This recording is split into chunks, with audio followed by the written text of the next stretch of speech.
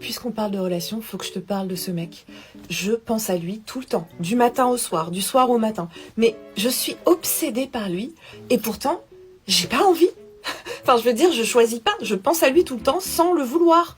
C'est quoi, à ton avis, une sorte de lien d'âme ou... Je comprends pas.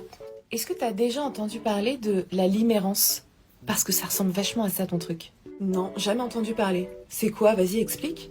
La limérance, c'est exactement ce que tu viens de me décrire. C'est quand tu penses à quelqu'un du soir au matin, du matin au soir, sans même le vouloir, et que tu es addict à ce sentiment. Pas à la personne, hein, mais au sentiment amoureux que ça te procure.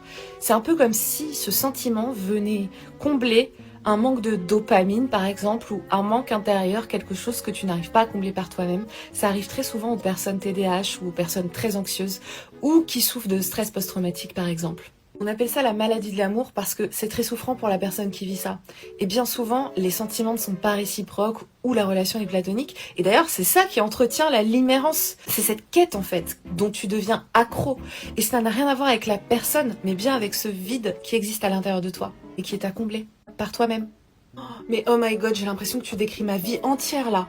Purée, mais ça veut dire que je suis une personne horrible, que je suis complètement timbrée en fait. Tu sais, ça sert à rien de te culpabiliser. Maintenant, il a été prouvé que le trauma change la chimie du corps et du cerveau. Donc, si tu vis ça, ce n'est pas de ta faute. Mais c'est important que tu le saches parce que la limérance et l'amour sont deux choses complètement différentes. Et tu peux très bien être en couple avec une personne avec qui tu as ressenti cette limérance et en fait te rendre compte que ça va pas du tout le faire et que ça ne marche pas la relation parce que tu l'as idéalisée.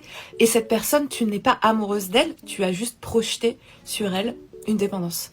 Alors mais là je prends conscience de tellement de choses, j'ai l'impression qu'il y a ma vie qui défile dans ma tête.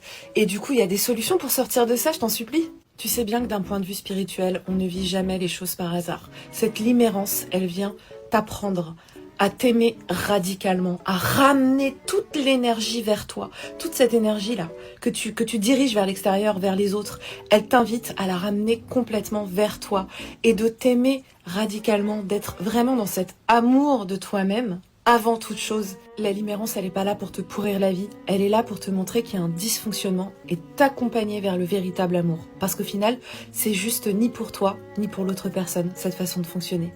Le meilleur remède, c'est de passer du temps avec toi-même, d'arrêter de fuir ce que tu ressens, de revenir à l'intérieur de toi par la méditation, par la créativité, par des balades en forêt, peu importe. Le principal, c'est que tu apprennes à te connaître et à t'aimer. Waouh! Sacrée douche froide. Mais je crois que j'en avais bien besoin. S'aimer radicalement. Quel beau projet pour 2025.